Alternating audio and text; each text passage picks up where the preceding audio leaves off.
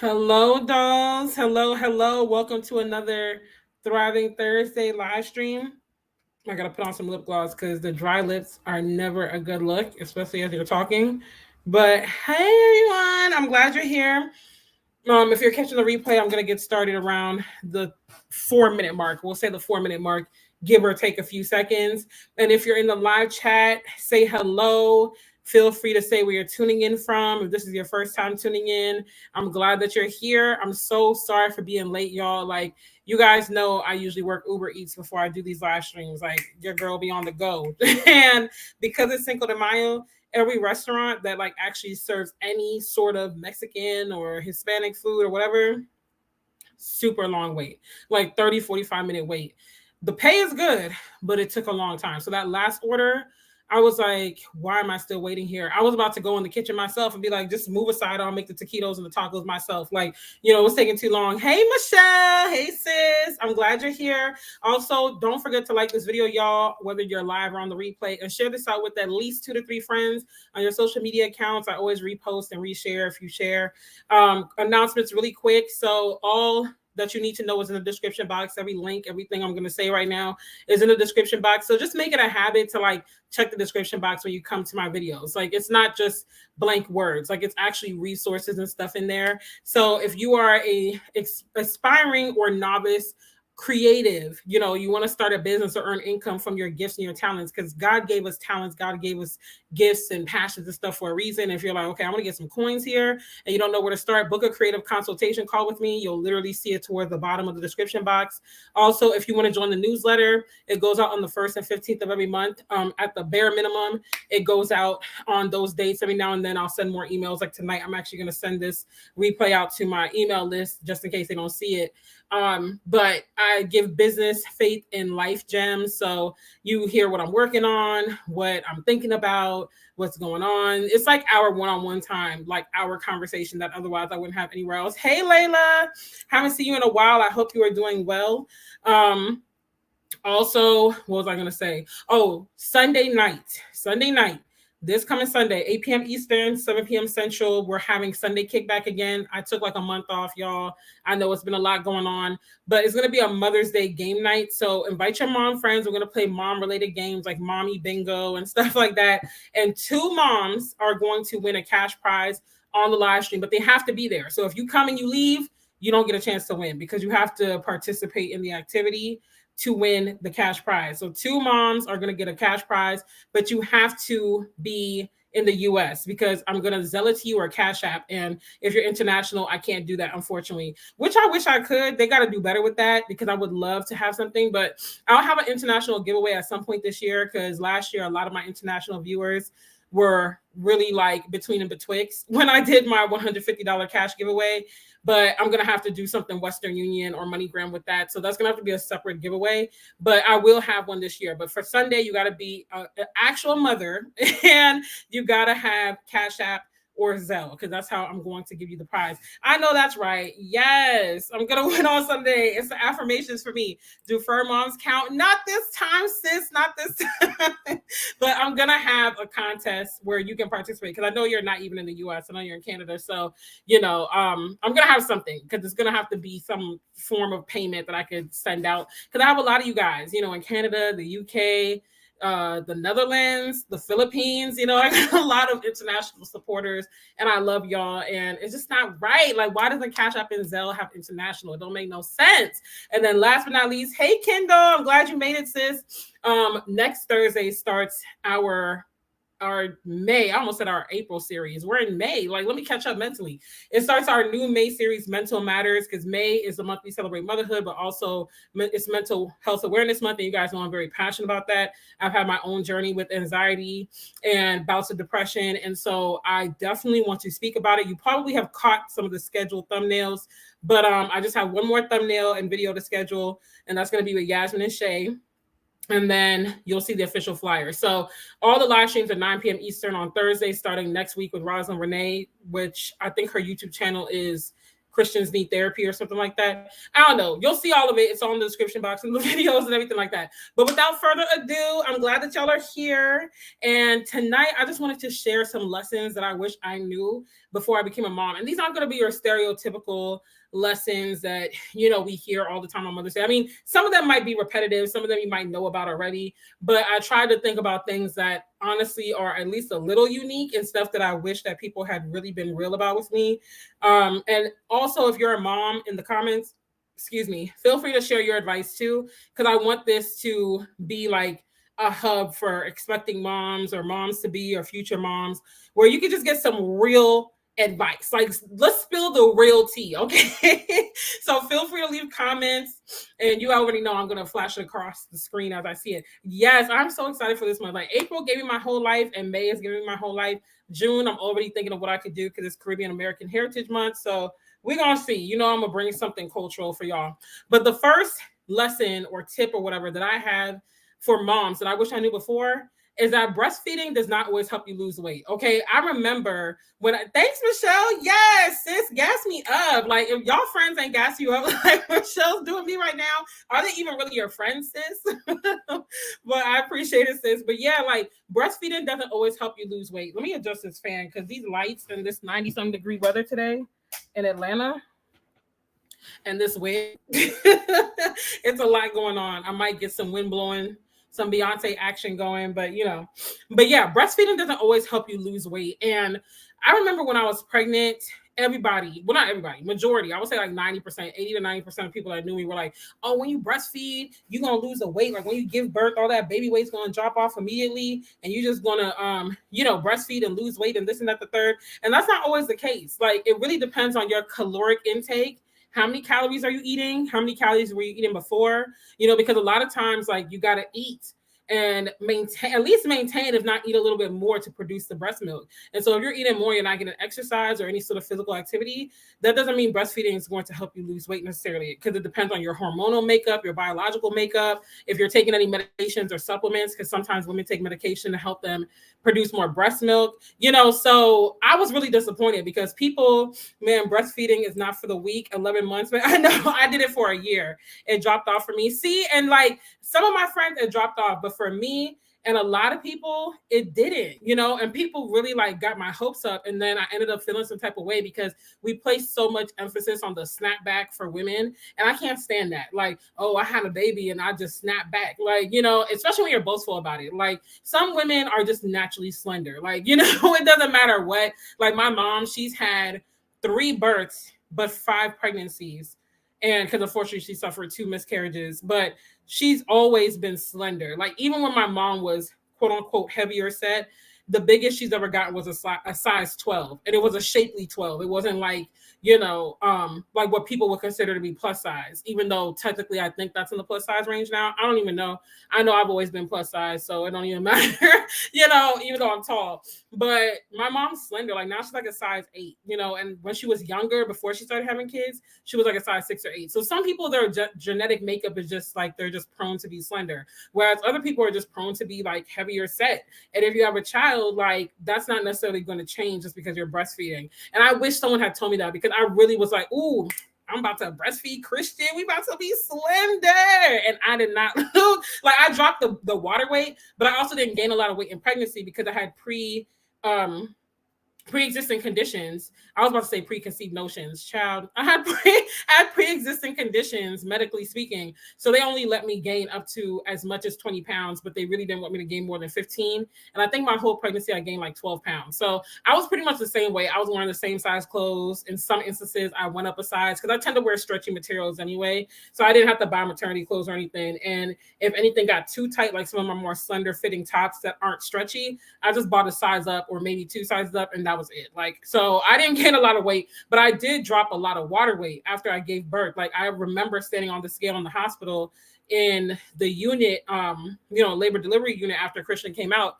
And I was like, dang, I'm even smaller than I was before I got pregnant. So I dropped more weight right immediately after. But then like a month after I got home and I started breastfeeding, it was like, yeah, I got pretty much back to the same weight. And I was so distraught because everybody was like, you about to be slender. Like, one of my friends at the time, all she did was breastfeed her daughter. And I don't even think she was eating that healthy to say like, oh, she really changed her diet. I think she was eating healthier, obviously, because she's breastfeeding, but I don't think she went on like some serious diet. And she got super skinny. She went down like 2 or 3 sizes and stuff. But the thing is, like, after she was done breastfeeding, it all pretty much came back. Like, she had to go back into working out and all that. So if you are expecting and you're like, oh yeah, I'm gonna drop all the weight, you might, but you might not. Like, I don't want to burst your bubble and rain on your parade. I'm just trying to prepare you so that if it happens like it did for me, you're not distraught, lost, and confused and wondering, like, feeling like a failure and like it's, it's something you're doing. It really just depends. So don't set your expectations on that. Like, incorporate how you're going to maybe change your eating lifestyle, how you're going to incorporate some activity if you don't already. Of course, take your time. I'm not saying as soon as the baby comes out, like, hit the gym. Take your time, enjoy the journey, because at the end of the day, you carried a life in your body for at least 8 months, 8-9 months. So don't rush it. Like, don't let society make you feel like you got to snap back and be this supermodel. Like, pregnancy is no joke and birth is no joke. And taking care of a newborn is no joke either. So go easy on yourself. Like, you got time to snap back. And honestly, I know women who know that they're going to have kids pretty much back to back, like maybe every 2 years or whatever. So they don't even go too hard in the paint with their weight loss. Like, they try to maintain a healthy weight, but they're not like, oh, I got to slim up, because they're like, by the time I get to my goal weight, I'm gonna be pregnant again. So if you're in the middle of family planning and like, every 2 years or so you're gonna be pregnant, like, maintain a healthy weight, eat healthy, maintain your health, but don't be so pressed, because you're just gonna be in and out of pregnancy, So do what works for you, but enjoy it. I agree. I still look like a blank.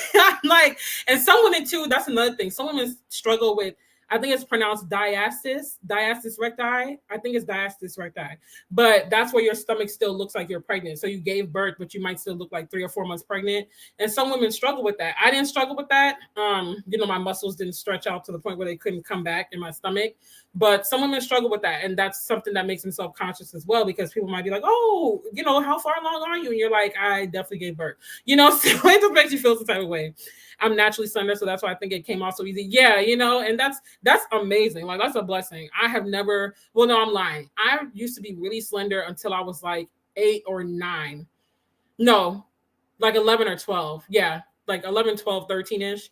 When I hit puberty, that's when I started to get thick. But up until then, I was pretty much like a twig. Like, if you see pictures of me when I was younger, like really young, I had like Jiminy Cricket legs. Like, I had them toothpick legs. Like, I was real skinny. But as soon as those hormones hit with puberty, my body was like, oh, you a woman now, by now. Like, it was just like thickums, like it just changed. And I've never been really slender since then. Like, obviously I was skinnier in high school, and the thing is, I used to think I was really big in high school, and I look back now and I'm like, sis, if I could talk to you from the future, I would tell you cherish this. Okay, because now you're trying to get back there, and it's a journey.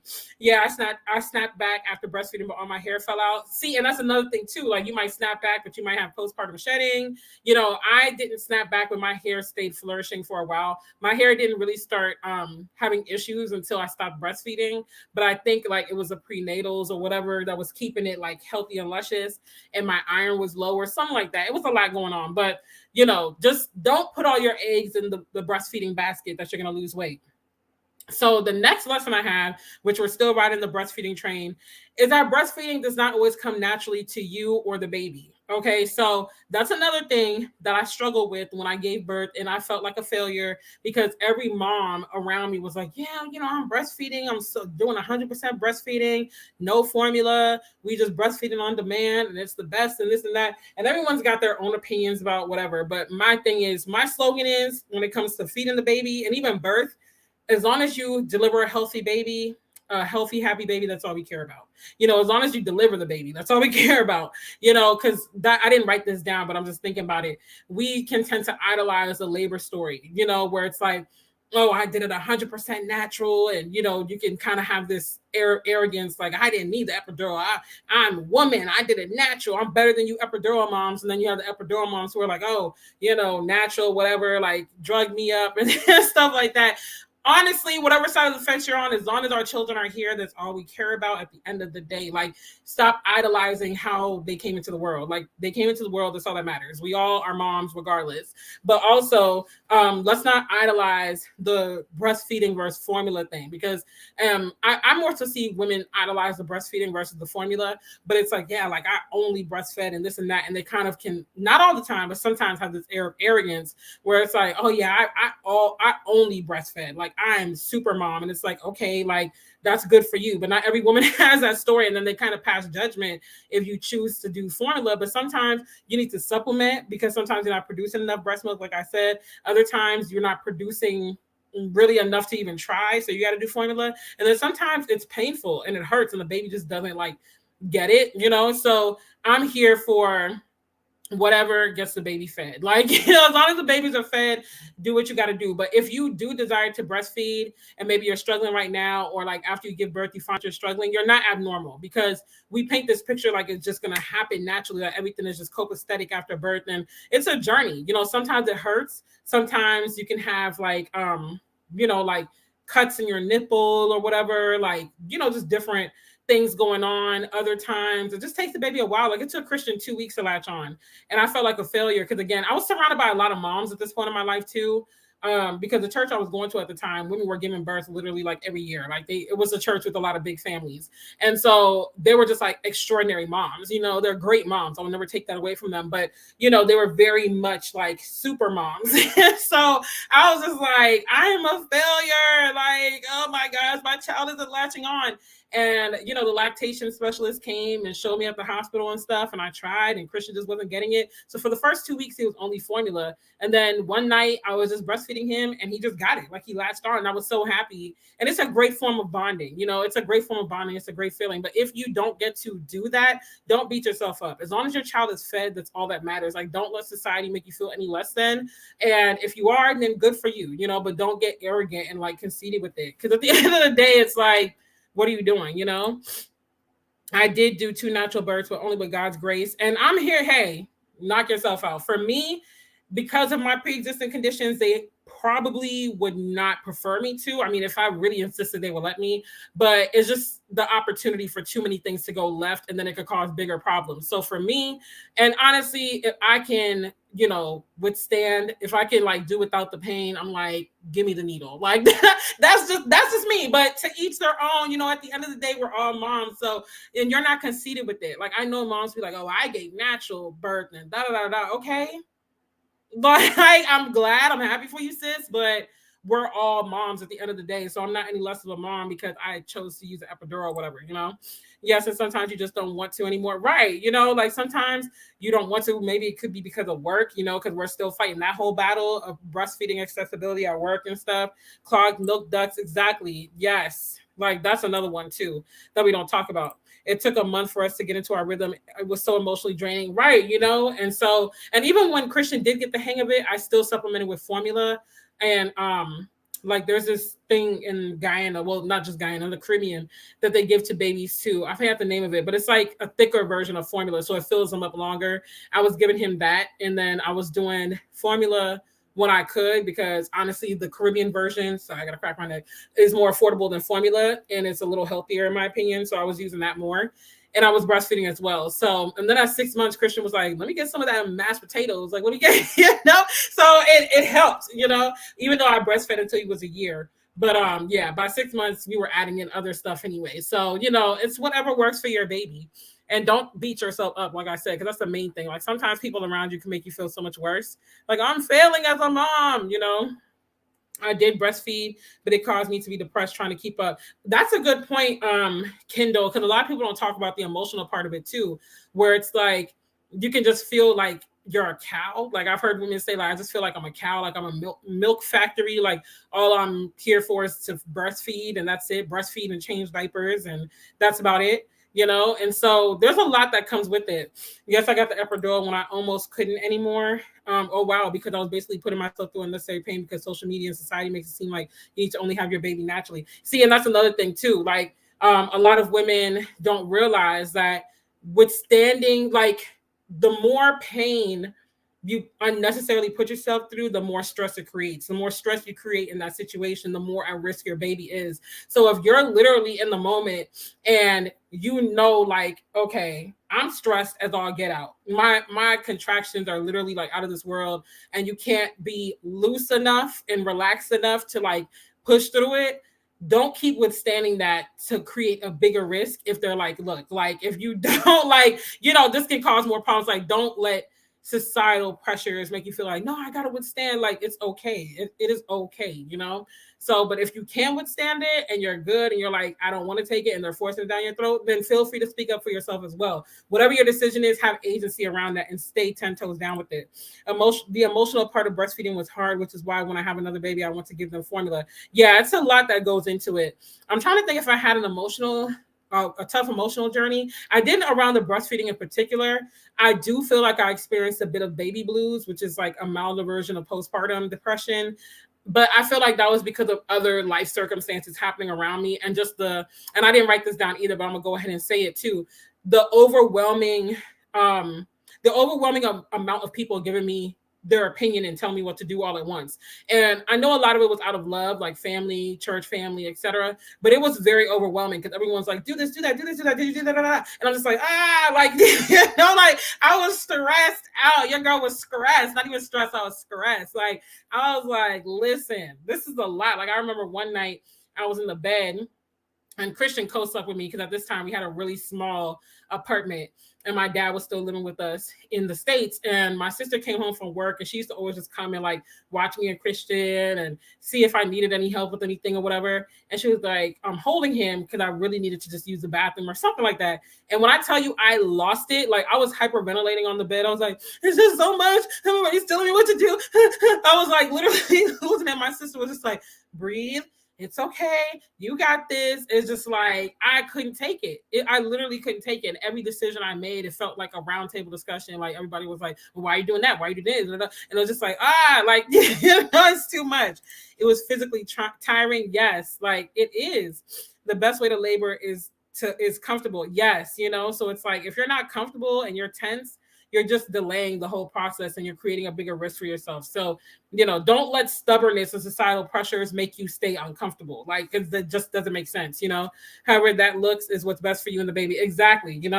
So the third lesson I have is motherhood is not going to look how you think it will right now. So whatever image you have in your mind, whatever idea you have, where you're like, my child is going to be like this and my motherhood journey is going to be like that, get rid of that. And I say this lovingly, like, because I feel like we can be very cavalier as humans in general with anything in life that we're inexperienced in, but particularly when it comes to parenthood. But because we're moms, I'm gonna say motherhood, but dads are like this too. We could be very cavalier, where it's just like, oh, my child is not going to be doing this. My child ain't going to be doing that. Oh, I'm going to be doing this. Oh, I'm going to be this kind of mom and this, that, the third. And there's going to come a time where you eat your words. It might not be right away, because the first few months, you're like, I got this. We're in a rhythm. Or maybe you don't feel like you got it, but you're still very optimistic. You feel like the world is your oyster. Like, ain't nothing going to go wrong. Like, like we got this in the bag. Like, it's mine. This is my territory. All of that.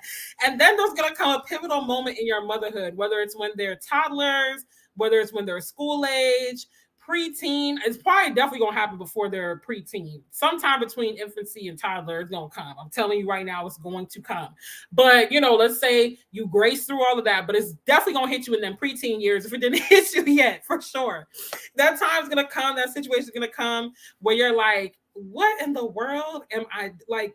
Why did I want to have kids? Like, what am I suited for this? Was I thinking straight when I said I wanted to have a baby or another one? If it's not your first, it's always one child that's going to make you reconsider, like, why did I want to be a mom again? Like, am I suited for this? If that ain't the truth, right?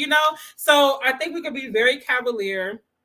And there's a lot of things that I think about even in my own journey before I got pregnant, where I was like, oh, when I have children, I'm gonna be this kind of mom. I'm gonna be that, like way more judgy to people who were in the store. Maybe their kids are acting up. And I'm like, like, couldn't be me, wouldn't be me. And child, it was me. Okay. Like I have had those moments. And then you think back and you're like, wow, okay, I'm eating my words right now. Like I definitely, and then you feel the guilt and the shame and the embarrassment that those parents felt when you were giving them the judgmental eye, and now you're getting it and you're just like, dang, like I wish I didn't do that, you know, like I wish I was more understanding. Because at the end of the day, like who am I raising? Right. You know, like Christian is totally different. When Christian was like up until a year, even maybe two, he was real chill. Like I didn't really have a really bad, terrible twos phase. Christian got his whole life and got me together when he turned 3.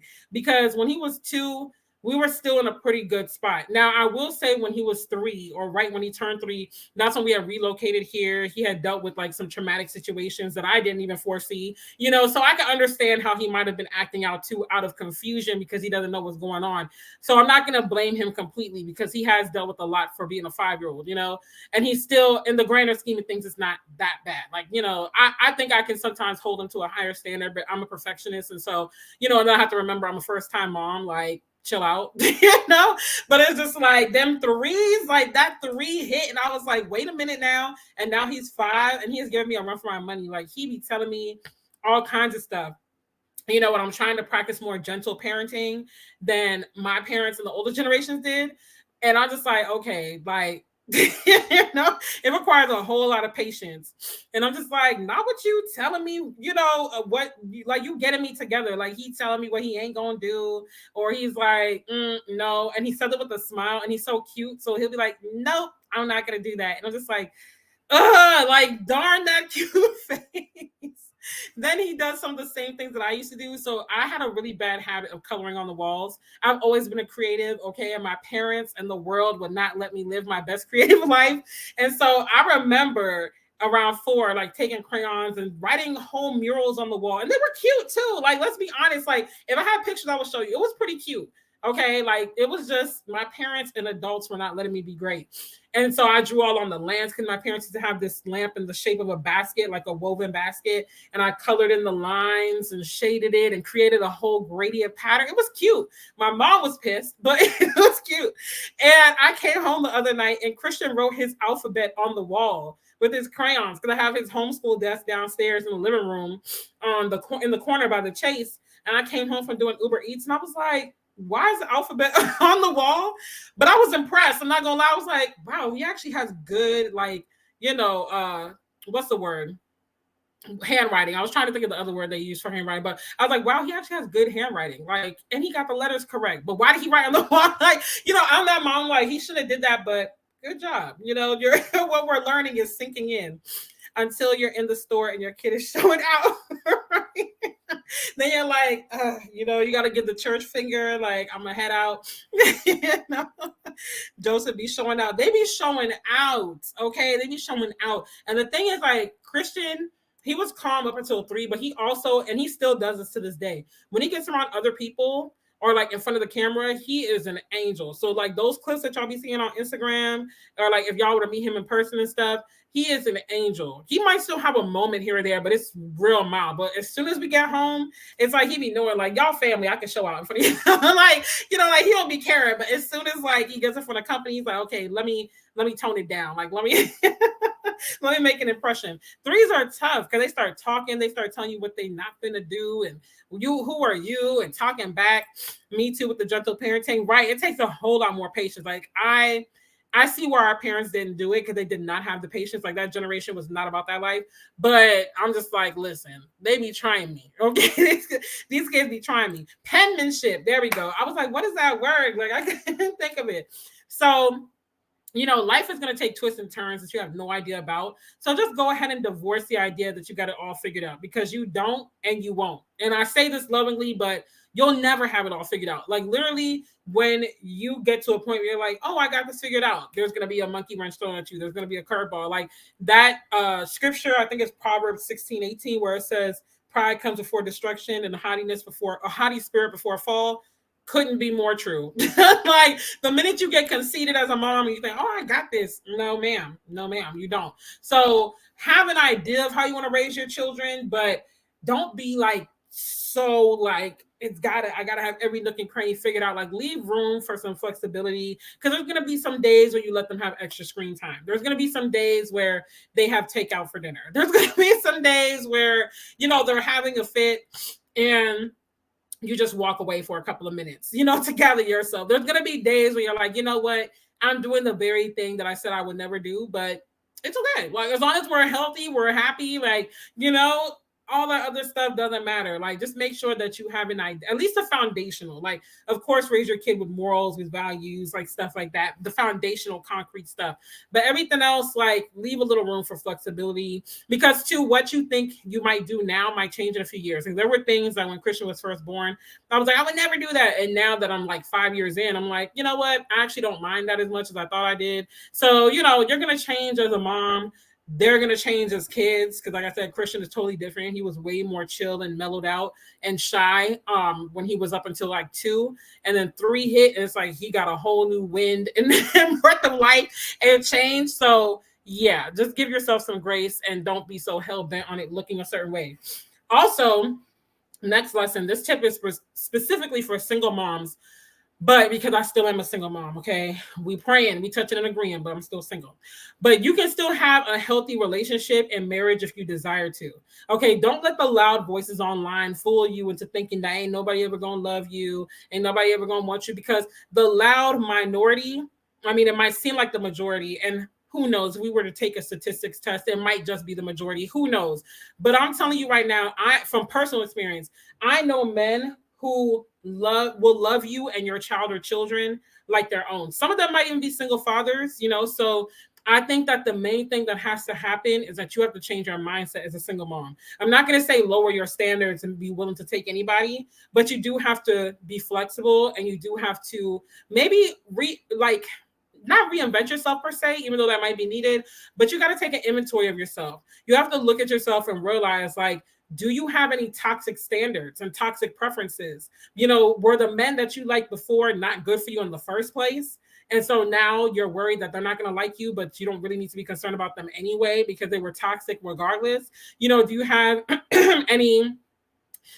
any taste and preferences that are holding you back? This is shadow work that I'm doing as we speak. Like, as I'm dating, because I took a break. Like, when I was pregnant with Christian, I wasn't about to date because I don't want to date and I'm pregnant. That's me. If you're doing that, power to you, sis. Like, I'm not judging. But for me, I was like, no, because I just got out of a traumatic relationship and experience. So I was like, I don't want to drag anybody into this, even though a lot of men wanted to date me while I was pregnant, which is a little weird to me. But hey, there are some good men, I guess, that will take you pregnant with another man's child. And then when I gave birth, I was like, I just kind of want to take a year or 2 at least to just focus on me. So within the first year, I talked to maybe a handful of guys, but I wasn't taking it serious. It was just literally regular conversation.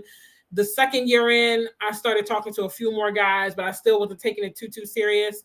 And then when we moved here, because all hell broke loose, I definitely wasn't about to date and I'm homeless. Like, that's not the move at all. So I didn't really jump back into the dating scene for real until about 2020. So that's about 4 years, like 3.5, 4 years of taking a break and just having regular conversation, but nothing promising or serious or anything like that. And so, girl, how about I'm at 6 with the second child and he hasn't calmed down yet?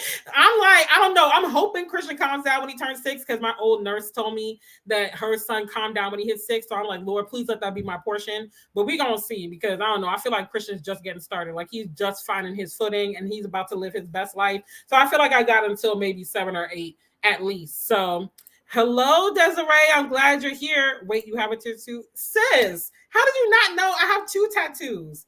A tattoo here. Wait, how do I turn? It's weird when you're doing it backwards. This is my first one. And then this one, which I got this one last year. I got this one in 2017. I'm about to get one here that says stay humble, hustle hard. And I want one here. I want one here. But girl, I wore a sleeveless dress when we went to brunch last year. I was shocked you didn't notice it, because I already had both at that point. And I used to have a nose ring too, but I got it 3 times and my hole closed up each time I took it out. And I was like, you know what? This just ain't for me. So yes, Yes, yes. I am shocked you did not notice it because I feel like I was flailing my hands a lot when we went out. But maybe, we're just meeting because that was our first time meeting and stuff. So I want to finish my half sleeve. Yes, tattoo date. I'm literally going to text you about that after this. Like, I wanted to go get a tattoo with a friend because actually, both times I went by myself. No, the first one I went by myself. This one that I got in Maryland, because when I went back home last year, I got this. I technically didn't go by myself, but because it was still in the height of the pandemic, they only let me come in by myself. But I went with my friend. He came with me, and he was thinking about getting one, but because this one took some time because I had to wait, he was like, "Whatever, I'll just get it, another time." So yes, we need to go. We need to go. But okay, so back to what I was saying though. So yeah, like you can have a healthy relationship. My last show I went by myself. Really, you might know someone good too, because I mean you're from here. So I haven't gotten any of mine down here. I got them all up in Virginia and Maryland. So my first show I went with friends. Really, yeah, we're definitely doing a tattoo date, ladies' day. But you got to check yourself. And like I said, I'm doing the shadow work right now as we speak. And I'm realizing that there are some things that I'm drawn to that are toxic. And there are also that I'm working against. So I'm actively working against it. So when I notice me being drawn to it, I'm like, wait, let's time out. Let's do a self-check here. So it's getting better now. But when I first got back in the dating scene, it was like, oh, nah, and it's a daily thing. Like you're never going to be perfect. And then you also got to check your sense of self-worth, because being a single mom, especially if you've never been married, but even if you're a divorcee, there can come a lot of guilt with that. You can feel like, oh, I did it wrong, or, I messed up, or, like I'm damaged goods and this and that. And I know for me, because I dealt with the trauma around the pregnancy, basically myself, for those who might not know, my son's father has never been involved.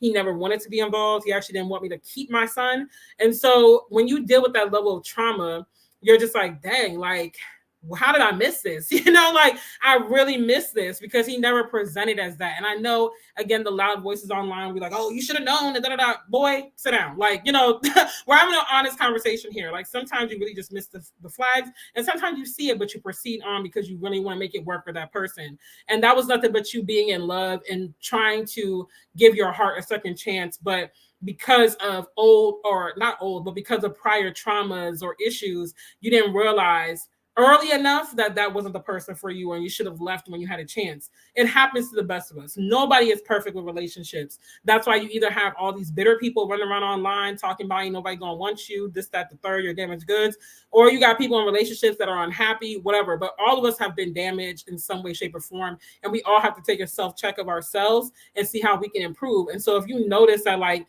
you feel less than, like last year I was on a live stream for Mother's Day on my sister Monica Danielle's live stream on Instagram. And I was giving my story because it was me and another single mom who is now married. I don't know if she was married before, but I know she's married now. And I was telling the story and I just started crying because I realized like, wow, like I really have struggled with feeling worthy of receiving love. I always, like, ever since I got pregnant and had my son, because of the trauma surrounding it, I felt like I had to earn love. Like I had to have a performance-based love. Like I gotta hold you down to an extent to my detriment. I gotta prove that I'm worthy of love. I gotta do all these acts to be like, see, don't you love me now? Don't you love me now? Don't you love me now? Because I was consuming this information. And then I had some guys tell me to my face, because people act like you can't turn your life around. So because I had already had a child, and I was like, I want to wait. I want to abstain until I'm in a meaningful, long-lasting relationship. And a lot of guys were like, now you want to abstain? It's too late for that. Da, da, da, da. And I had now a lot of guys, I'm sure, thought that. I only had maybe about 3 or 4 tell me to my face, but that's still 3 or 4 too many. And when you receive that kind of messaging and people tell you that to your face, you really struggle with self-worth. You really feel like, well, dang, like maybe I'm not worthy of love. Maybe I'm not. Plus you mix that with other stuff. Like I said, I had pre-existing medical conditions. I wasn't in a good space financially. There's all these things that you already are insecure about. And then you add that on top. So single motherhood can really do a number on you if you allow it. And this is why it's so important for everyone to protect your peace, but particularly my single moms out there, you got to protect your peace. Limit your screen time, limit who you consume information from. Okay. Don't listen to these so-called relationship and dating coaches out here and gurus who literally aren't worth a crap. Okay, I'm just gonna be honest, like, because at the end of the day, their life is in shambles 9 times out of 10, and they got all the answers, but where's the fruit? Where is your happy, loving marriage and relationship? I'll wait. Exactly. So it's just like, and these men online talking out the side of their neck, talking about, oh, you're damaged goods, this, that. But most of them probably ain't got a pot to piss in or a window to throw it out of. And if they do, they're arrogant. So why would I even want you anyway? Because you're going to be miserable to live with. I'd rather be single if I got to be with you, So it's like, really take an inventory of your thoughts. If you need therapy to deal with the trauma surrounding it, or if there was trauma or just the emotional healing, get therapy. This is Mental Health Awareness Month. Get the therapy. Don't try to feel like you got to soldier on and you got to act like you're good and you're not. If you're not good, get the help. Because I'm telling you, that lack of self-esteem and self-worth is going to show itself in relationships. You're going to be drawn to broken men and toxic men. You're going to have abandonment issues, and you're going to try to prove that you're worthy of love. You're going to do too much for the wrong people. Your discernment is going to be all off. You're going to carry yourself in such a way where you're on the clearance rack, where you really are just like not like you're not carrying yourself with any sort of dignity at all. Hey sis, I'm glad you made it tonight. Yeah, it's so true. So, and believe that it can happen for you. There are enough stories out here. Like I said, this is why I said ignore the loud voices online, because there are enough stories out here, even if you don't know anyone in your personal life, of men marrying single mothers. I am blessed to know actual stories, and Michelle is one of them. Hey, big shout outs to you, sis. And, I know a lot of women who have had more than 3 kids, like even 3, I'll say 3 enough, 3, 4, 5, 6. I even know one woman who has 7 kids and a man married. And I don't know if she was married before or whatnot, because I didn't know her like that. I actually knew the guy that she married because he tried to date me and we decided to just be friends. And so he married her with 7 kids, all the way from age, I think at the time her youngest might have been 5 or 6. And then she had some adult children, like 18 and up. And he married her and he loved them children. When I tell you every picture, it was like matching outfits, family day. He was like, I'm so proud of my son and my daughter. Like, you couldn't tell him those weren't his kids. Like, he loved them kids. I lost touch with him now, but I'm pretty sure he's still in a good space. I at least pray he is, because they really, like, just seeing that made me so happy. And Michelle's living her best life. Okay. Another woman that I'm in Black Christian Influencers with, she's actually on the new season of Love and Marriage DC. She was a divorcee with 4 kids. She just got married, and her ex-husband was an NFL player. She just got remarried in 2020 to a wealthy man. Okay, doing good for himself. All right, and he Christian too. And he married her with 4 kids. He got 2, and he made sure her kids are set. He made sure, like, he set them up, their future up. He took care of them, everything, because he is older. I don't think he's like senior citizen old yet, but I think he's like close to it from just judging off of what I think, but I don't know. So don't let me get to lying. But he's like, anything would have happened to me, I want to make sure that you and your kids are straight. And the list goes on and on and on. Like, even women in my family. I know women in my family who had children and got married. Like, so just know that it can happen for you. But if you're walking around with a defeatist mindset and you're like, oh, ain't nobody gonna love me and this and that, it's going to show in your dating. No matter how much you try to present a confident front, and no matter how much you try to be like, oh, I'm confident, they're going to see it, because your inner thoughts show in your actions, even when you try to cover it up. So you got to do the healing. You got to do the shadow work. You got to check your preferences, and you got to be willing to adjust. Okay. Again, I'm not saying settle to a point where you're like just dating anybody that smiles at you and treats you good. Like, know where you're going. So if you don't know your purpose, now is a good time to figure that out. Where are you even going? Because I'm not going to date you if we're not even going in the same direction. If I can't even see like how we're going at least towards the same destination, so work on you. Love on your children in this season, because while being a single mother can be kind of draining, not even kind of, very, because you're doing the work of 2 people by yourself. Trust me, your girl be hanging on by a wing of prayer many a day. The only reason why my eyes don't feel heavy right now is because I went to bed early last night, but otherwise my eyes will feel like some bricks right now. And it's a lot, it's a lot. And you feel like, dang, I ain't got nobody to tag team with, nobody to just emotionally like be there for me. Thankfully, I have a tribe of sorts. It's a very small tribe, but I got people. Some of you out there might have literally nobody. And so I encourage you to look for groups. I'm going to be starting a meetup group soon. And I'll probably just have an online portion of it as well, because I really want to have something for Christian singles, including Christian single moms, because I know how tough it is and how lonely it can be. And you got to be mom and dad, and you're trying to be happy for your kids, and you're literally going through it mentally yourself. So, take the time that you need to focus on you, and know that in God's time, the right man will come for you, but you got to work on you first. I'm not saying you got to be perfect and have it all figured out, but if you're in the process of working on yourself, the right man will come at the right time, and he will join you and love you and your children or your child the way you deserve to be loved. Do not settle for less. It's better for you to be single than to settle for someone just to have someone and they despise you deep down inside. I'm telling you, don't sell yourself short. Like, it's better. Thank you for the prayer, sis, because we need it out here. It's tough. And don't listen to stuff. Like, one of my friends, her good friend is a single mom too, and she listens to a bunch of this nonsense online, and she wants to be married, and now she's feeling like, oh, I'm not worthy and I'm damaged goods. And I'm like, why? Why are you subjecting yourself to this messaging? Like, I could never. I'm sorry. Like, and the thing is, some of this, like, a very, very small mustard seed amount of what they say got some truth to it. But the delivery is poor. I can't receive the truth that you're saying if you're saying it in hate and disdain and, you know, with a negative mindset. Like, why would I sit and listen to that? So, you know, how you deliver something matters. So if you are, you know, out here trying to give tips to women and stuff like that, and you just nasty and foul, you're literally like cutting off your nose to spite your face. Like, it makes no sense at all, because I know me and the women I run with, we ain't sitting down listening to nobody berate us. You can tell me the truth. I'm not above the truth, but what I'm not going to do is settle for disrespect, point blank, period. And the fact that I carried a child and I decided to keep a life doesn't make me less than. So you could go somewhere with that, because I'm going to tell you some very unchristlike words if you try me. Okay, I'm not that Christian. We still working on the whole turn the other cheek around here, so please don't come over here with that. But needless to say, back on track, because I'm about to really start going off. I'm getting hot. They're getting a rise out of me already, because I'm just thinking about it. And it's like, I hear that so much from some women. It's like, why? Like, it's a broken consciousness. Like R.C. Blake's, I love to watch him. He called it broken consciousness. And it's true. It's like, you have been conditioned to think if you don't meet this standard and fit in this box, you are a failure. And that is so far from the truth. Like, people are actually living life out here, finding love, thriving, and you're listening to what some bozo online has to say that doesn't know you from a can of paint. Like, no, I'm good. Community is everything. Single dads as well. I know a few. Yes, I know some single dads who are amazing. I know one right now that I met through a Bible study I go to, and he is an amazing single dad. I know another one that I was talking to. He's still kind of around.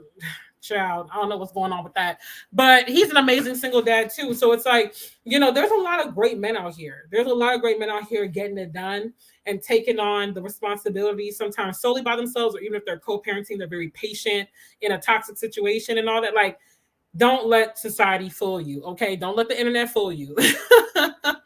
So the next lesson I have, because I rambled on that for a while, because it really, like I said, got a rise out of me, is your child is a priority, but not the center of your world. So yes, enjoy motherhood, make the memories, do the things you feel led to do with your child, love on your child as hard and as much as you can, like give them every ounce of love that you could possibly give out of your human capacity. But do not idolize your child and put them on a throne in the center of your life to where you have lost yourself in motherhood. Because the reality of the situation is your child is going to grow up one day. They're going to live a life of their own. Hopefully, prayerfully, our children still maintain a close relationship with us. I'm not saying that they're going to grow up and disappear, but they're going to have a life of their own. They're going to have their own friends, prayerfully their own spouse one day, their own children, et cetera, if that's what they feel led to do. And if you have made them, hey, Yasmin, hey, y'all, I should have been here instead of navigating the foolishness that I was doing. Oh, no, I'm going to have to send you a message because it's been a trying week for some people. Yes, idolizing, you know. So it's like when that time comes, if you have placed them in the center of your life and the throne of your life and you've idolized them, you are going to be lost in the sauce. You are not going to know yourself. You're not going to know what to do with yourself. You're going to feel like you're worthless, like you have no value because your whole being, your whole existence literally was your child. And there's a balance between obsessing over your child and loving your child. And while we love our children, you know, and we want to make sure that we are loving on them well and we're communicating that and we're showing it, you don't want to lose yourself. Like, remember your passions. What are you passionate about? Remember your hobbies. Who are you? Because you were a woman before you were a mom. So don't lose Michelle in motherhood. Don't lose Yasmin in motherhood. Don't lose Kendall in motherhood. Like, remember who you were first, because you're still that woman. That woman's still there. She's constantly evolving. She's constantly changing. But again, And then too, what I noticed too with parents, or in this case, moms who obsess over their children, when their children get grown, have their own life and stuff, they're the moms that are literally like stalking their children, like every day calling them back to back to back. What you doing? Come over. Let's hang out. Let's do this. Let's do, like, to a point where it's like your child feels smothered now, because it's like, dang, like I can't even bust a move without my mom being like right there. Like, like I have no space to spread my wings. Like every decision, every thought I have, she's right there. Like, and it can sour a good relationship. Like everybody needs a little bit of distance, just a healthy amount, But like I said, of course, I know for me, and I'm praying for y'all, that our children maintain a good relationship with us. But I don't want Christian to feel smothered by me. I don't want him to get disgusted by me, where it's like, dang, mom, like you always here. Like, can I breathe? So that's why I try to maintain my own life. And I let him know that one day our family dynamic might very well change. There's going to be a man here. There's probably going to be some siblings, which he wants, there's definitely going to be some siblings, because one way or the other, I'm either going to adopt or have them naturally. But, it's like there's going to be a change. And one day you're going to grow up. And I want to see you live your life. I don't want you to be a mama's boy. Go hang with your friends, get a girlfriend, get married, have children. I want to just be grandma. Okay. Let the kids come over. They play in my house, and I pack them up and send them right back to you.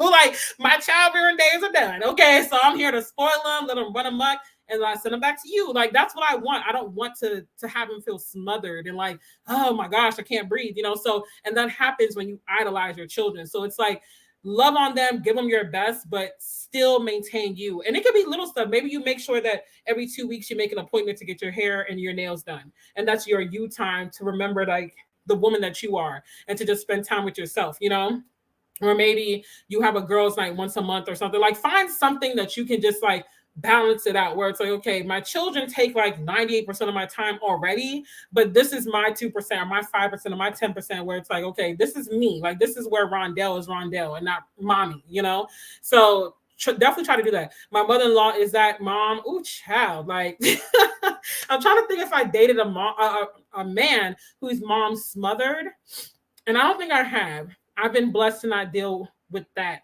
I pray I don't. Have I? No. No. Typically, my situation is the other extreme, where it's like they have a jaded relationship with their mom, which I don't like either, because that really hurts. It's like, dang, like whatever happened in the family, like, can't y'all put your differences aside and at least like apologize and try to, So yeah, I tend to have that other extreme, but I have seen I have some mama's boys in my family. It is so sad. I be talking to their wives. I'm like, girl, I'm so sorry, sis. Like, I wish my cousin or my aunt didn't raise them like that. Like, it's so sad. Like, I be hurting for them. I'm like, I'm so sorry, sis. Like, if I could have told y'all, I would have said, no, don't do it. I talk to my 23-year-old like 5 times a day, and I go to her house like 4 times a week. But see, wait, it's a woman, like your 23-year-old is a girl, right? So I feel like with girls is different. Not all the time though. So I do know some moms that have adult women children who they have a strained relationship, and they're like, mom, get away from me. But from my experience though, and this is just my experience, my observation, girl children tend to be closer to their moms. Because like me and my mom live together, and when I'm out working, not every night, but like I would say like once a week, I'll call her while I'm out working, and we're on the phone talking for like 4 or 5 hours. Like, I didn't just leave the house that we live in together, and I'm not about to return to that same house. Like, you would think I haven't seen her in years, because I'll be on the phone like, yeah, so da-da-da. Because when I'm in the house, sometimes we talk, but I'm like rushing between live streams and clients and this and that. So Uber Eats is my time to be like, mom, let me tell you what happened with this or that, I can't help it, but as long as she's not like, if she's telling you like, mom, you're smothering me and you're still doing it, that's a different thing. But if that's like y'all relationship, then that's cool. Like, because I don't want y'all to hear this. Maybe someone's watching the replay. You're like, but I do that with my child. If you and your child have an understanding, that's cool. But I'm more so talking about the parent that maybe you can tell, like, if you really take inventory, you can tell your child is bothered, but out of respect for you, they don't want to tell you. So they just like answer the call and answer the door when you come, but they're like inside, they're like, like, it's mom again. I just saw you yesterday. Like, so you got to really like be candid, and maybe ask them if you have a hunch, like maybe I am that mom that's getting on their nerves. Ask them, be like, do I smother you? Do you feel smothered? And create that safe space where they can tell you. And hopefully it's not too little too late for that safe space to be created. Parents have to have healthy boundaries. Exactly. Exactly. It's a must. Like, and we lose ourselves in motherhood. Cause I get it. Like, they're your babies. You carry them, you birth them. Like, I be looking at pictures and videos of Christian. I'm like, oh, my baby, he's growing up so much. But then I think I'm like, I'm glad that he's growing healthy and happy. And I'm trying my best to position myself to where I don't become that burdensome mom. Cause I don't want that. Like, I want us to be friends. I want him to call me and come over. I want him to want to come over. Like, Mom, I'm coming over to the house today. And I'm like, boy, I was going to get my nails done. Why you like, I want that kind of relationship where it's like, all right, come over. Like, like I really want to see you, but you like interrupted my nail time. Like, I was gonna go get you a massage with my nails done. And you talk about you coming over. Like, wait until I'm done. I want him to tell me everything under the sun. Like, and we already kind of have that kind of relationship, but I pray it lasts. But I also try to create balance. So I know as he gets older, he's gonna have friends. Because right now, Christian ain't with the friends. Like, we be at the park. I'll be like, don't you want to play with so and so? And he's like, I'm good. Like, he might here or there, but he's had some traumatic experiences where parents acted weird. So I think at this point, he's like, I'm good. I'm gonna just play by myself. So, if he remains like that, then I think we'll probably have a little bit of a closer relationship. But if he gets in a relationship with a woman, I'll be like, go spend time with your girl. Like, like, don't be smothering me, because I don't want that. I don't want to be that. Been here 5 seconds and you already preaching. Oh, no, it's all good. It's all good. / I'm here, but it's my cleaning time. Y'all keep me motivated, so I'm not in the chat. It's all good. I'm glad that you always have me on where you're cleaning too. Yes, she lives on the same street as me, and she's at my house every day. See, so y'all tight like that. Like, that's how me and my mom are. Like, we be going shopping together. Tomorrow we having our first Mother's Day activity, and we're gonna basically be spending the whole day together. Like I said, I be spilling the tea with her. So I think it's a little different with girl children, but with boys, it's a really delicate balance, like between being a mama's boy and just smothering him and stuff like that. So we got to be careful. Either way, girl or boy, if they need space, give your children some space and don't lose yourself in the process. Is this the last one? No, this is the second to last one. Then I have one more after this. So my sixth lesson that I have is, don't be so quick to dismiss the help of others. Y'all, as women, as moms, we can have a real bad tendency of wanting to put on the superwoman cape and do it all. We want to do everything. Like, we just want to do it all by ourselves. I don't need no help. It's my child. I got it. I know what's best and this and that. And granted, yes, it's your child. You know what's best. Ain't nobody trying to raise a child for you. Okay. And trust me, I was there myself too as a new mom. I was very cavalier. I was like, oh, I'm not going to need no help. Da, da, da, da. And at the time, my church family was very hands-on with helping. Like, whenever someone in the church gave birth or had a sickness, a surgery, or just any life thing that would like take a lot of time or shift their attention, we as a church would like cook for them. We'd go and help them clean the house or run errands and stuff. And we actually had a calendar for that. So you would email the member care elder and the member care team, and they would send out an email on the church email list and blog and be like, so-and-so needs meals for the next 2 to 3 weeks, or I think they did it for up to 4 weeks. But if you needed it longer, if you had a really severe surgery or sickness, they would do it. But the standard was 2 weeks.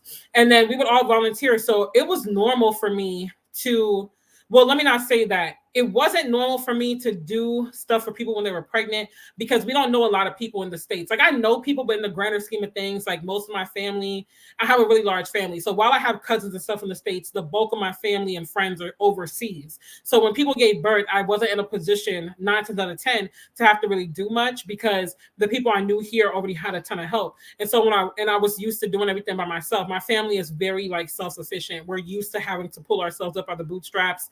And it's like all for one for all. That's why we're so close knit, because we know all we really got is each other. And so, because my family overseas would help if they could, but the exchange rate and stuff, and having to have a visa to come here and stuff, so they're just not able to come and be as physically or financially helpful as they would like. But when I was at this church, everybody was so hands-on. They were like, whatever you need, let us know. We're going to cook for you. Da, da, da. And my mom was like, y'all don't have to cook. I could cook for her. They're like, no, you're not a new grandma, but this is like your newest grandbaby. You're going to have to help Rondelle, get acquainted and accustomed to motherhood and this and that. Like, let us cook for you. My mom's very stubborn, so they had to convince her. But eventually she liked it. They brought cookies. They brought us flowers. They brought gifts throughout the week, and they had already hosted me a baby shower, but they brought more like Pampers and stuff like that. And it was really nice to receive that. And so because I realized how much it helped me, whenever anybody after me needed it, I would volunteer to cook. And so I would cook food, or my mom would cook. I would take it to them. I would help them run errands, give rides, whatever. And so I realized the importance of having that hands-on help. And a lot of times as moms, we can be very cavalier. I miss my mom so much. I know, like, there ain't nothing like a mother's love. Like, honestly, a mother's love is so strong. But and I'm sending my prayers and love to you, sis, as well, as you reminisce, especially this weekend. But we can be very cavalier and we push off the help. And sometimes it could be out of fear, because sometimes when we give birth, we could be like very, very overprotective over our cub. I get it. That mother's instinct is real. But then what ends up happening is that while you want the best for your kids and while you want to protect them, which we should, there's nothing wrong with that. You can sometimes start to show, in your life as a lack of support. So you push people away, deny the help, deny the help out of fear and out of wanting to be superwoman. And then you get to a point where you've pushed everybody away to the point where you have no community, because people are only going to offer but so much before they feel like, okay, this person truly just doesn't want my help. Like, I don't want to be annoying, or some people just, honestly, their life gets busy and it's like they just don't have the time to maybe pour into you as much or whatever. And so then the time comes, because it will come, that you really want that community, but now you've pushed people away, whether intentionally or unintentionally. And it's not always often that people come around willing to assist you along the way without any agendas or any complaints. Like, people that are genuinely just wanting to help out of the kindness of their heart and wanting to love on you out of the kindness of their heart. They don't have an ultimatum. They're not going to hold it over your head and say, well, I helped you and this, that. They don't have any agendas. They're not going to complain and say, oh, you still need help. Oh, like, those kind of people don't come around every day. So when you see that, even through your pride, take it. Do not let pride stop you from getting the help and the assistance you need. And I'm speaking as someone who is that person that likes to help people. And I've been denied and I know they need help, but out of respect for them, I leave them alone. But then I grieve for them, because I'm like, that time's going to come where I pray we're still in contact, but maybe we might not be. You might move, I might move, something might happen, we lose each other's contact, whatever. And then you're going to be kind of in a wilderness, And it's like, never let pride stop you from receiving the help you need. And that's anything in life. But again, we're talking specifically about motherhood. Don't let pride stop you. My family is like that. I'm telling you, we all got Josh through his first year of college. My sister has contributed more than me. Praise the Lord for that. Like, I love that. One thing about us, we going to work together to make that, period. Like, that's my family. We going to work together, all hands on deck. Thank you, ladies. No problem, sis. I have to go to NYC next week. My mom dropped everything and is coming down to help with the kids per usual. Oh, that's amazing. I love that. Like, my mom is so helpful with Christian, even through her own sicknesses now. And, sometimes it can feel like a lot, because I'm taking my mom to her appointments and being that liaison for her and her medical stuff, me and my sister. And then Christian got his journey now too, with his speech and stuff. Plus I got my own stuff. Like, it could be a lot. But I'm grateful, because like, while I'm doing this stuff, my mom's watching Christian. She knows Thursdays I have my live stream. So she goes ahead and bathes him for bed and gets him ready. Almost every night of the week, if I'm being completely honest, my sister or my mom's getting Christian ready for bed, because they know I got to work at night, because it's the best time for me to work and make money, because during the day the pay isn't good. And then I end up wasting more gas during the day too. Maybe because I'm running the AC so high in the car because it's hot, or the heat if it's cold outside. But they know at night I gotta work, and they know that I'm trying to position me and Christian for better in the future. So they support that. They're like, you're out here doing something to better your life and better Christian's life, so we got you. They don't ask me to pay them. They don't ask him anything. I just went shopping for Christian the other day when I got my tax refund, and I bought a bunch of stuff. And my mom, I'm at the store picking up this stuff, and I'm on the phone with my mom, and I'm like, hey, can you check the closet to see what size that is? Because Christian's tall, but he's really skinny. Like, pants wise, it can still fit size 4. And he's about to be 6, but shirts for length, he needs like a 6 or 7, and shirts, he needs a 6 or 7. So it's hard to get close to him sometimes. So I'll call my mom to check, and she's like, yeah, I'm gonna go to the store next week. Or when Michelle gets paid, she says she wants to buy him clothes. I'm like, why? I'm buying a bunch of stuff right now. They're just like, no, like, we just want to buy some. Like, that's how they are. And I was like, okay, whatever. I'm not gonna turn it down. You ain't gotta tell me twice. Okay, go ahead.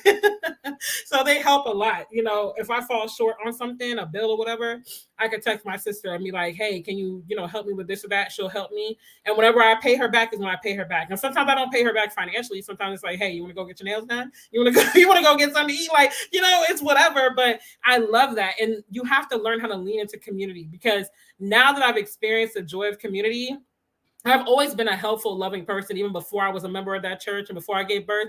But that took it up a notch, and so I try to be that for other people.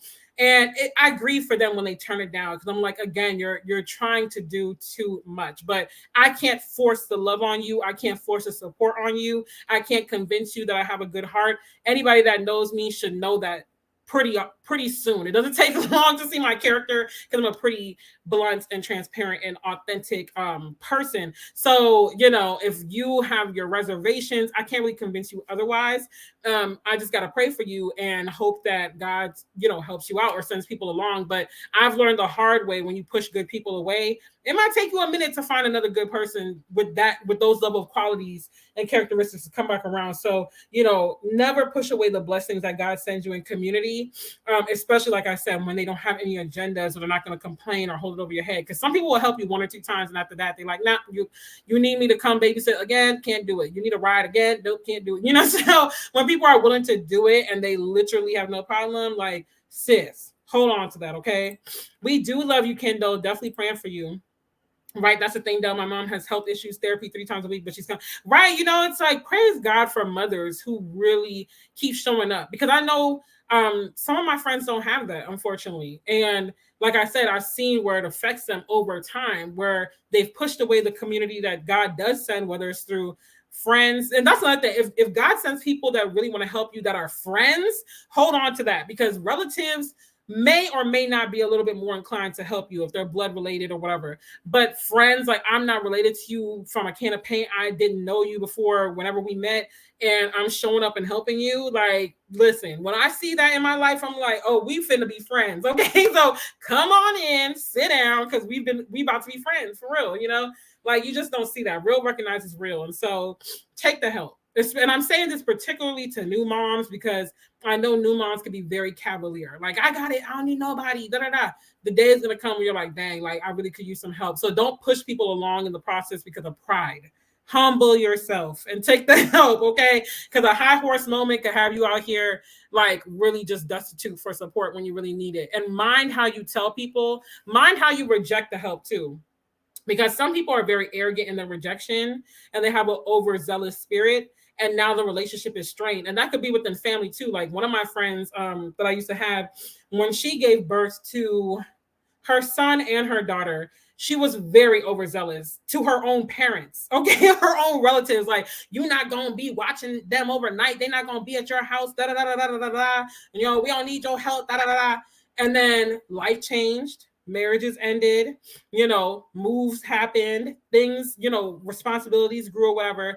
And now you got to go back to those same people that you were talking crazy to, talking about, I don't need your help, I got it, or acting funny to. Maybe you didn't say it directly, but now you're acting fake, now you're acting shady. Now you're carrying yourself in a way where you're leaving room for assumptions to grow, because you're not communicating what it is.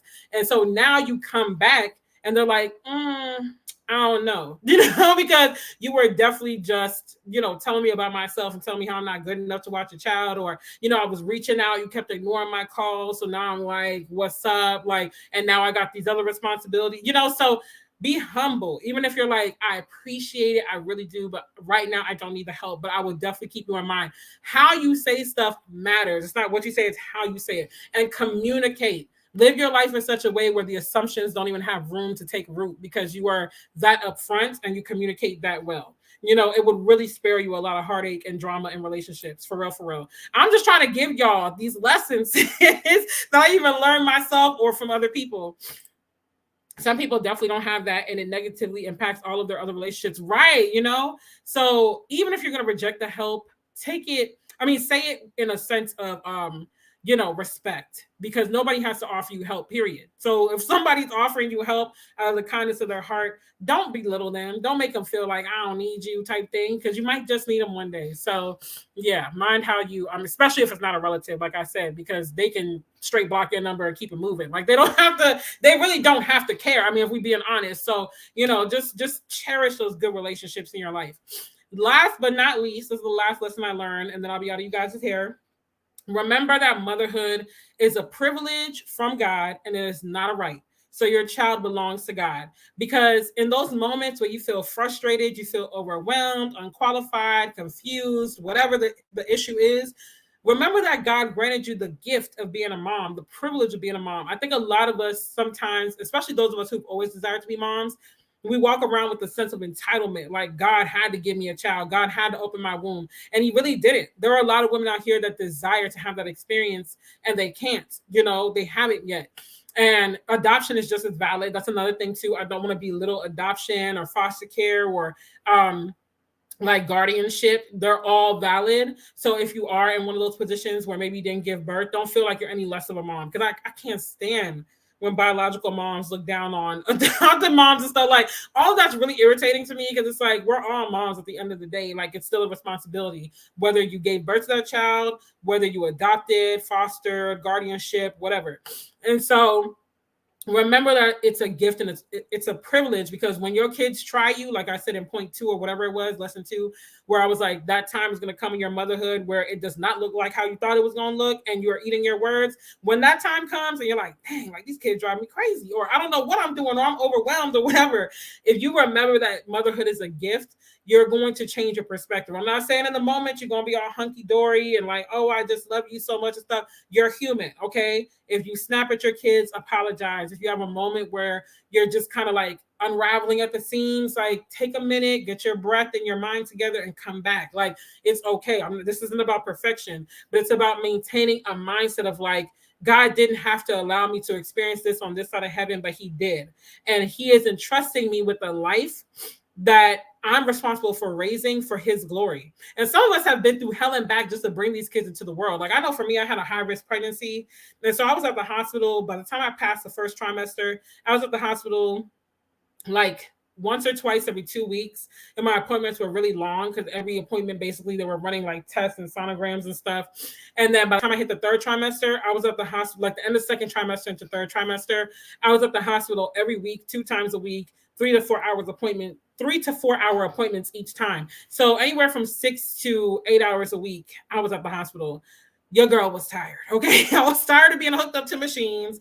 I was tired of tests being ran. I was tired of having to drink different liquids, eat different stuff to test this out and do this and do that. The only good thing about it was that I got a lot of sonograms, and I got 3D sonograms, and I didn't know that that wasn't normal. I thought that everybody got that, but because at least this is how Virginia did it, and I was on Medicaid in Virginia, I got a lot of sonograms and 3D sonograms. So I felt like I knew Christian. I knew his face. I knew his body structure. I knew everything. Whereas a lot of moms didn't get that. They might have got one. And so they're like, giving birth is really like highly anticipated. So I can't wait to meet my child and see what they look like. But for me, I already felt like I knew what Christian looked like. So I wasn't surprised at all. The only thing I was surprised about was how much hair he had, because they told me he had a lot of hair, but I thought they were just trying to make me feel good, because they all pretty much knew the story. Like the nurses that would check me regularly, they knew the story, and they always used to try to encourage me. So I'm like, they probably just trying to gas me up right now. I just felt like I was going to have a bald-headed baby. I don't know why, because everybody in my family is born with hair, but I don't know. I thought it was going to be the exception. So when he came out with the full fro, I was like, oh my gosh, he does have a lot of hair. They were right. But, I went through hell and back to bring him into the world. He was supposed to be a NICU baby. At the last month, he blew up to 6 pounds. And, God was with him every step of the way. There was a lot of things that they thought Christian wouldn't survive, even in the womb, and he made it out. And I've been through hell and back just to raise him. A lot of us are still going through hell and back to raise these kids. So, we got to remember in those moments that it's like, this is a lot. I'm overwhelmed. I'm stressed. I'm trying to figure this out. Maybe the network that you had isn't there anymore because you've moved, or people, like I said, priorities change and they can't be there for you as much as they once were, or whatever the case may be. But when you remember that motherhood is a privilege and a gift from God, you're going to cherish the time more. You'll bounce back faster. You'll have your bad moment, and then you'll get it back together a little faster, because you'll remember it's a gift. It's just like marriage. Marriage is not a right, it's a privilege. So if God grants you that privilege, your spouse is a gift, okay? So they gonna get on your nerves, okay? They gonna get on your nerves. But when you remember that, it's like, you know what? You're a gift. Like I didn't have to have you in my life, but I do. And we're raising this family together, or doing whatever we're doing together. And I just gotta change my mindset. It all starts in the mind. Girl, I got so many sonograms with the twins, so I was lost with LMOs.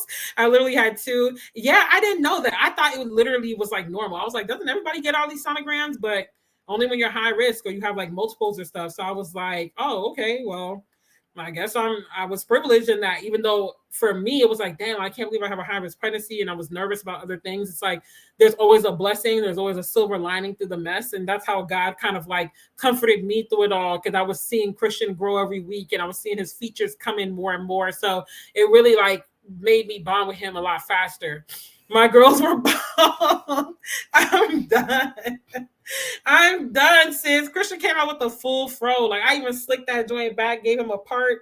You know, all he needed was a lineup when he was born. But Christian was a hairy baby, and he's still very hairy. Like he had a little mustache when he was born. His sideburns were thick. He had some body hair and then it fell off and it came back. Christian got body hair already on his arms and his legs. And I was like, you're a hairy kid. Like you're very hairy. And you guys see his hair. It's never been trimmed, never been cut. He got long hair. Like he's putting some girls to shame out here. Because when I wash his hair, I gotta wash it. Hopefully before Mother's Day I get to it. But it's like a real curly wash and go. Like I could literally just let it, if he didn't like rough and tough so much and I just let it out, it would look really cute to me at least. My brother hates it. He's like, you always got my nephew in a man bun. And I'm like, let me be great. Okay. Let me be great. Let me live my best life. Thank you. And Christian loves it. He loves to wash his hair. Yes. Glory to God for his life. And you know, and that's another thing too. It's like your children's lives all have a purpose. So try to have an attitude of gratitude. Motherhood is a gift. It's a privilege. And you want to, at the end of the day, dedicate your children back to God. Just like how Hannah did in the Bible. She prayed for a child. She finally got pregnant, got a child, and she dedicated that child back to God. You know, literally gave him to the priest at the temple. And, you know, she dedicated him to God. So do that with your children. Like, remember the gift that they are, because you are raising up the next generation. You're raising up future doctors, future lawyers, future scientists, teachers, you know, husbands, wives, ministry leaders, and just game changers, you know? So you're doing a great job, and keep God at the center, and you'll find that overall you're in a better place and a better headspace too. Girl, I'm going through hell trying to raise mine for sure. But I'll go through hell to point them to heaven. Amen. Okay. I'm going to point you to heaven. And that's another thing too. When you think it's going in one ear and out the other, they're actually retaining it. Because there was something I told Christian like months ago. I can't remember if it was faith-based or if it was school-based, but either way, I said it to him and he said it back to me like the other day. And I was like, wow, you actually listen, you know? So sometimes you feel like a broken record and you're like, am I talking to a brick wall? Are they understanding and retaining what I'm telling them? But I'm telling you, they're understanding it and they're retaining it. So amen. That's super sweet. Look at God. Exactly. You know, I'm so grateful.